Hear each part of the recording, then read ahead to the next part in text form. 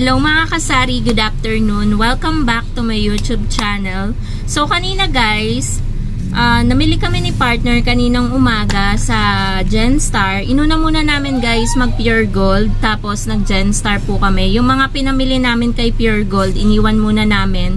Tapos after namin mag Genstar, tsaka na lang namin dinaanan pa uwi. So, for today's video guys is magpa-price update po tayo. Kaya nga pala kami dito sa may Pure Gold Manggahan muna namili. Kasi, ang sadya talaga namin is mamili ng mga frozen goods. So, eto guys yung resibo ng mga frozen. Kasi ubos na yung paninda nating pang-ulam sa rep. Kaya, ayun, kapag magja-Genstar kami, sinasadya na din namin guys para hindi sayang ang gasolina, kasi nagpagasolina din kami, full tank kanina, 250 pesos din yung na full tank kanina sa motor. So para hindi sayang yung pagpunta namin sa Genstar, kasi konti lang naman yung frozen na aming pinamili, halagang 1,000 lang. So nag Pure Gold na din kami, namili ng mga kulang dito sa tindahan. So ayun guys, mag-start tayo guys sa Tender Juicy. Tender Juicy na regular size lang, yung maliliit na 30 ang laman ng isang balot. So, 190 pesos po yung puhunan ng isang balot. Sa 30 pieces, pumapatak po yung isang hotdog, 6.33. Ang bentahan ko po ng hotdog is 9 pesos. So, makocompute nyo na doon kung magkano lang yung tubo ko. Nag-price increase nga pala ako dito mga kasari. Kasi, 8 lang noon ang bentahan ko. Medyo naliliitan ako. Kasi, sa mahal din ng gasolina, ang layong takbuhin ng manggahan guys. Malayong takbuhin siya ng motor. Medyo, ilang minutes din. So, sa ano naman tayo? Sa king size naman na bossing yung jumbo. Bumili ako ng 2 balot kasi mas mabili yun guys ang bossing. Kasi worth it siya. Nag-price increase din ako dito nung nakaraan. 13 lang yung bentahan ko noon. Ngayon is 14 pesos na kasi noon 152 lang po ang puhunan, naging 155. Hindi po ako nagbago ng presyo. Puhunan po na isang balot yon. Pero nung nag-price increase po nung huli, 161 na po kasi medyo malaki na yung in-increase nung nung jumbo hotdog. So, kaya po ako nag-decide na gawin ng 14 pesos ang bentahan. Bali, pumapatak na po kasi ng 10.06 yung puhunan nung isang jumbo. Sa computation nga guys, isinama ko na din yung free na 2 kasi 14 plus 2 siya eh.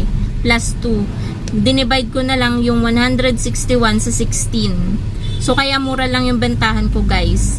So, 14 yung aking jumbo na hotdog. And then, bumili din po ako ng skinless, yung mabili po dito sa tindahan. Puring-puri po yan ng mga customer ko kasi nasasarapan daw sila sa skinless na tinitinda ko. So, bumili po ako ng 4. So, yung skinless po kapag 4 yung binili mo, naka-wholesale po siya. 30 pesos po ang kuha ko. Pero kapag ano naman po, medyo mataas po yun kapag 1 peraso, 2 peraso lang yung binili mo. So, bentahan ko po ng skinless is 40 pesos. Plus 10 po ako doon. So, kanya-kanya po tayo, again mga kasari, ng pagpepresyo sa ating mga paninda. So, dito naman po sa last is tocino. Bumili po ako ng 4, yung young pork tocino. So, 66 po yung puhunan niya. Binebenta ko po yung tocino ko dito ng 75. So, meron lamang po akong 9 pesos sa tocino. Bali, pumapatak na nasa 14% yung patong ko sa tocino. So, ayun po mga kasari, yung latest price ng mga frozen, and then yung latest na bentahan ko dito sa tindahan. And magdako naman po tayo mga kasari sa mga pinamili po namin kay Pure Gold Manggahan. Hindi po silang. So, eto guys, yung may mga linya na lang, hindi ko nalalahatin. So, dito tayo guys sa mga biskwit. Kasi biskwit ngayon yung parang pinakabida lagi biskwit, dalata. Kasi yung yan talaga yung ganyan na lang ng ganyan, padagdag ng padagdag ang puhunan. So, eto. Nung nakaraan na namili ako ng kombi, ang kombi bumaba. Pero ngayon, tumaas po ulit ang kombi. Buti na lang sa kombi, 9 pesos na po ang bentahan ko po mga kasari ng kombi. Dahil ang kombi po, 63.50 na. Yan po kasi yung pinakaano ko ngayon kapag ang puhunan ng isang balot ng biskwit ay nasa 60 plus, gagawin ko na yung 9. Kasi kapag 60 plus, ipagpalagay na natin na nasa 7 na. Fix na sa 7 yung puhunan ng biskwit. So, hindi mo siya pwedeng ibenta ng 8 lang. Nakadepende sa'yo. Pwede naman, pero ang liit ng tubo mo. 'Di ba? So, tayo kasi kapag namimili tayo, isinasama din natin yung yung iba nga sinasama pa yung pagod sa pamimili, gasolina. Ako gasolina na lang, kahit hindi na yung pagod. Kasi given naman sa sari-sari store ang mapagod talaga. So, Skyflakes, mahal na rin po ang Skyflakes, 60 pesos na po yung 10 pieces ang laman sa isang balot. Tapos yung cream magkaiba po yung puhunan ng vanilla tsaka ng chocolate. Yung chocolate 74.25, 69.75 naman po yung vanilla. Tag-isang balot po yung binili ko. So pares pong 10 pesos ang aking bentahan.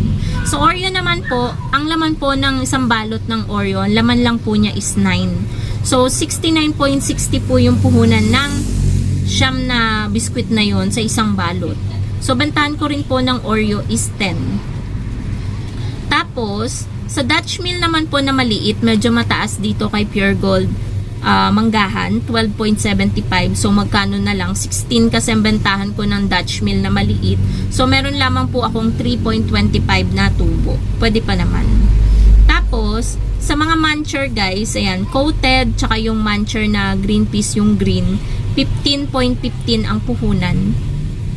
So, meron lamang po mga kasaring bumili, magkasunod sila.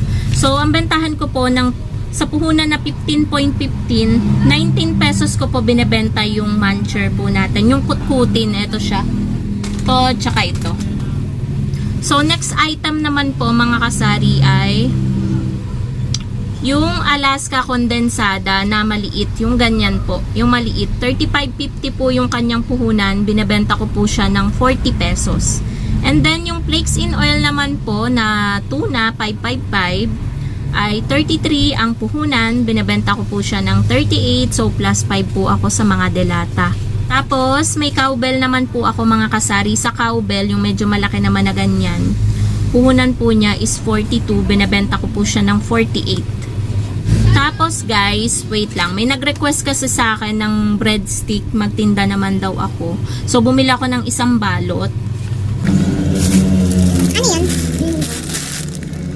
Buti guys, patapos na akong mag-vlog. Medyo sunod-sunod na yung bumibili. And maingay na rin guys sa labas dahil may mga naglalarong bata. So, ayan. Breadstick. 10 po yung laman nito. Bali pumapatak na. Ang puhunan po ng breadstick ay nasa 63.05 ang isang balot. Ibebenta ko po siya ng 9 pesos ang isa. So, sa Sunrocks naman po, yan, yung 450 ml na color safe, 46 ang puhunan, binebenta ko po siya ng 50. Tapos yung color safe naman po na 225 ml, 30 ang puhunan, pang 35 ko. And then, Sunrocks Original, 100 ml, yung pinakamaliit, 11 ang puhunan, pang 14 sa akin. And then, yung lemon naman po na 250 ml na Sunrocks, 1950 po yung kanyang puhunan. Binebenta ko po siya ng 23. Mahal lang po siya ng piso sa 250 ml na original po na Sunrocks. So, yan po mga kasari yung worth 1,712 lang yung napamili po namin kay Pure Gold. Tapos yung dito naman 1,023 dito sa mga frozen. So yun lang guys ang vlog natin for today. Thank you so much for watching guys. Bye.